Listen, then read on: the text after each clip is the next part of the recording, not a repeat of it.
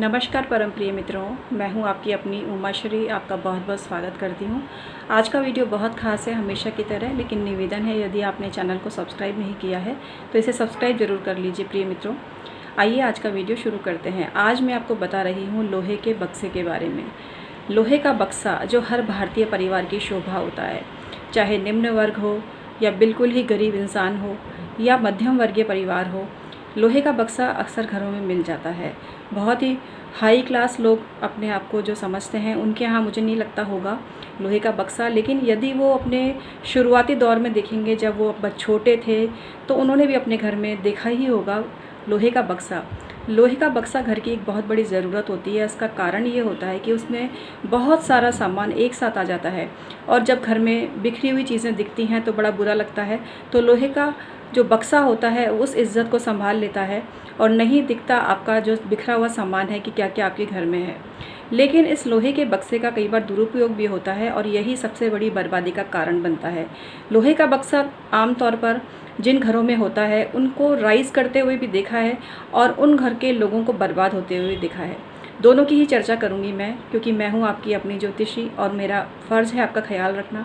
जब आपने मुझ पर इतना विश्वास किया है, लाखों लोगों ने जब मुझ पर भरोसा किया है, तो मेरा ये दायित्व बनता है कि मैं ऐसी जानकारी उनको दूं जिसके बारे में उन्होंने न तो सोचा था न कहीं सुना था। तो यही उद्देश्य को लेकर मैं वीडियो बनाती हूँ मित्रों, और मैं भरपूर आशीर्वाद आप तक प्रेषित करती हूँ। तो आइए कंटिन्यू करते हैं अपनी बात को। लोहे के बक्से से संबंधित खास बात यह है कि लोहे के बक्से का में सामान वो रखना चाहिए जो आपके यूज़ में कभी कभी आता रहे। ऐसा सामान जो आपको यूज़ करना ही नहीं है वो बिल्कुल वेस्ट है, उसको उसमें रखने का कोई औचित्य नहीं है। कई बार छोटे से लालच के लिए कि ये तब काम आ जाएगा तब काम आ जाएगा, और लोग उसको नहीं निकालते हैं। तो इसलिए लोहे के बक्से में ऐसा कोई भी सामान ना रखें जो आपके काम में कभी आने वाला ही नहीं है। वो किसी ज़रूरतमंद को दे दें, यानी घर से निकाल दें या कबाड़ वाले को दे दें और कुछ पैसे ले लें उससे। इसके अलावा लोहे का जो बक्सा होता है उसमें जंग लगा हुआ नहीं होना चाहिए। लोहे के बक्से की दिशा भी आपको बताती हूँ। जिस घर में लोहे का भारी भरकम बक्सा ईशान दिशा में, ईशान का मतलब समझते हो ना, पूरब और उत्तर दिशा का कोना, या फिर पूरब दिशा में और या फिर उत्तर दिशा में आप रखते हो, तो वो आपकी प्रगति को बुरी तरह से प्रभावित करता है। घर में तरह तरह के संकट आते हैं, घर में झगड़े होते हैं, घर में लोग शराब वराब पीने लग जाते हैं, गलत आदतों में पड़ जाते हैं, बीमारियां लग जाती हैं। तो इस दिशा में भूल कर भी लोहे का बक्सा आपको नहीं रखना चाहिए।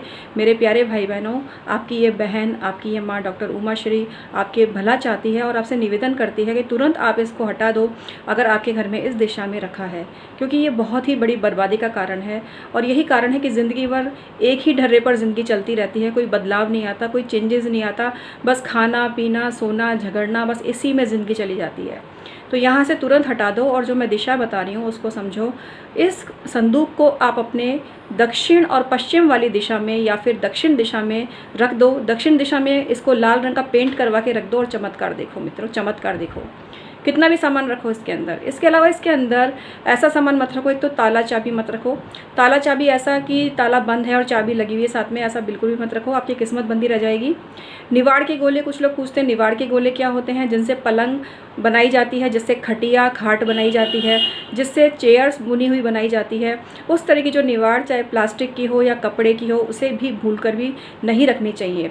स्वेटर बनाने वाले जो ऊन के गोले होते हैं ना, यदि वो भी आपके काम नहीं आ रहे हैं तो उनको भी मत रखो। ऐसा करने से आपकी किस्मत हमेशा बंधी रह जाती है मित्रों। कोई और नहीं बांधता आपकी किस्मत को, आपकी ये बातें ही आपकी किस्मत को बांध देती हैं। समझ रहे हो ना मेरी बात को? तो इसको आप तुरंत ही निकाल दो। इनको जब तक घर से नहीं निकालोगे घर में पैसा नहीं आएगा, घर में सुख नहीं आएंगे, घर में एक न एक झंझट बना रहेगा। तो इसलिए इस बातों का आप ध्यान रखो।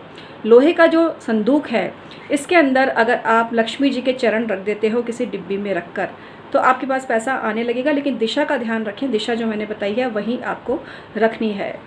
लोहे के संदूक पर कभी भी प्लास्टिक का कोई चद्दर ना बिछाएं। लोहे के संदूक पे हमेशा साफ़ सुथरा कोई कारपेट या बेडशीट आप बिछा सकते हैं। कुल मिला के वो दिखना नहीं चाहिए, उसे भी जिस तरह से आप झाड़ू को छुपा के रखते हो ना, इस तरह से लोहे का जो संदूक है अगर वो ओपनली रखा रहता है, दिखाई देता है, तो वो बहुत ही मनुष्यत को पैदा करता है। उसे हमेशा कवर करके रखें और सही दिशा में रखें, तो लोहे का संदूक ही आपकी ज़िंदगी में आपको इतना पैसा दे देगा कि आपके इस लोहे के संदूक में इतना पैसा ही भर जाएगा, जो सामान था ना वो हटेगा और पैसा ही भर जाएगा। लेकिन इसके लिए आपको मेहनत परिश्रम करना पड़ेगा और सही दिशा का चयन करना पड़ेगा।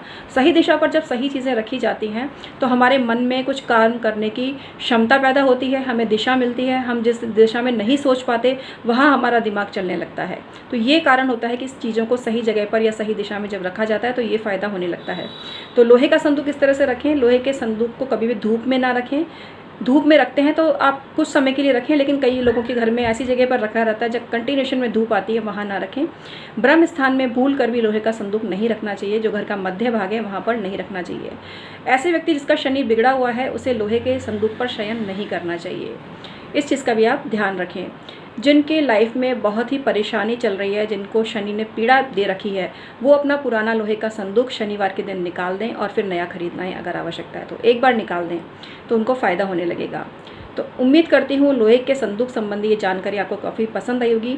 इसमें सामान रखते समय सावधानी रखें, इसकी दिशा में सावधानी रखें, तो ये आपके लिए काफ़ी फ़ायदे वाला बन सकता है।